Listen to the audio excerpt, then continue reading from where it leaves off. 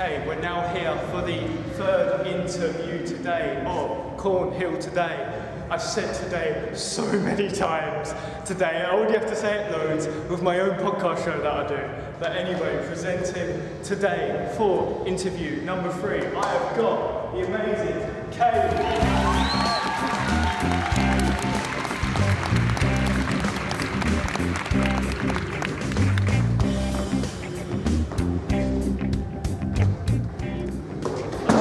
Wrestling intro vibe, I really like that.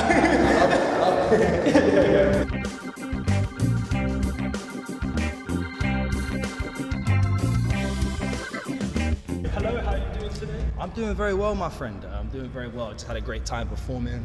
The crowd was very high energy. I was a little bit sort of apprehensive at first because obviously I was like one of the very few rappers on the lineup, but I think everyone absorbed my music and digested it pretty well, so I'm feeling very positive, I'm not gonna lie.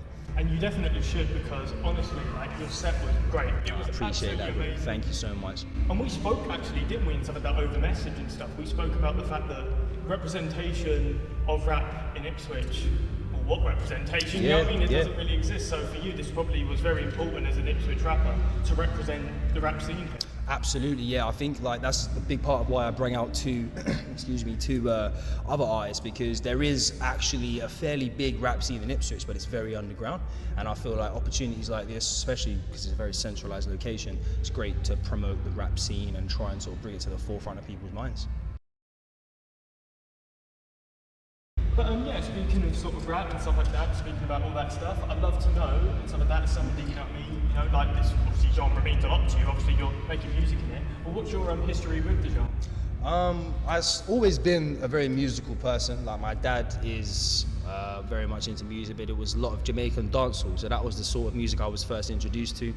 And I just remember when I was a kid, I used to like, it was really funny actually, I would watch like The Simpsons, but I would put headphones in, and I would basically, it would look like they was rapping on the screen, and I've just been so infatuated with rap and music.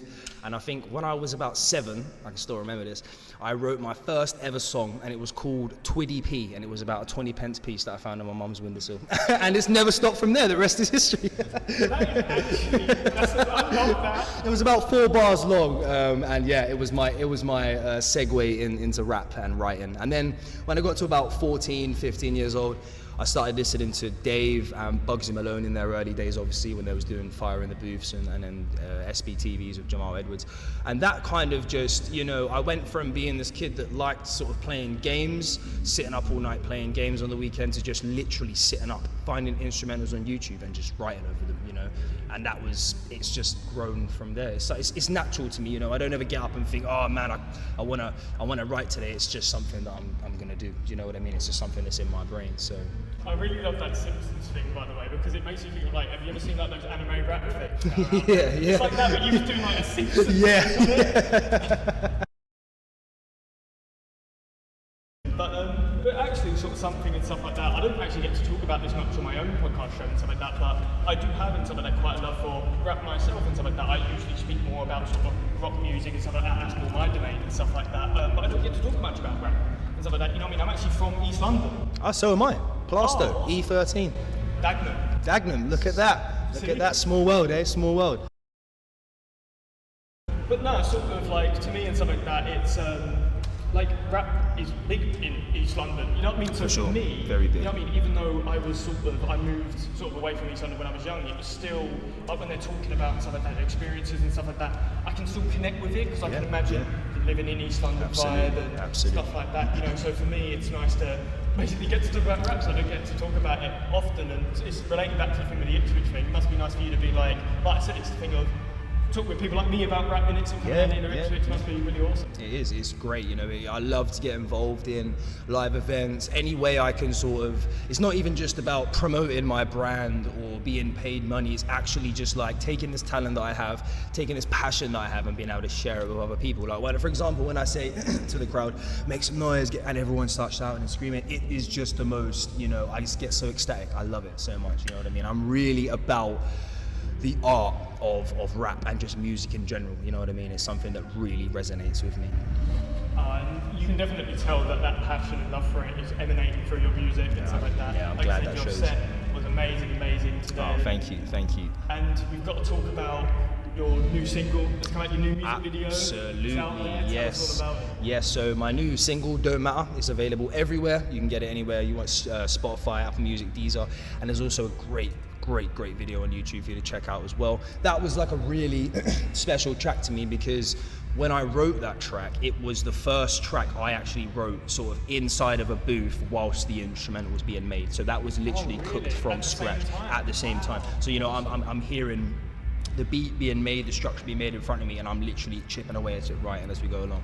And that kind of kicked off like a saga for me where I realized actually I don't need to sit at home and constantly write in order to make sure that I'm sort of, you know, for lack of a better word, sharpening the sword. I can go into the booth and turn it on whenever I want. It made me realize I have this on tap. It's always there. You know what I mean? So Don't Matter is a very iconic single for me, and like I say, it's there for everyone to enjoy when they're ready.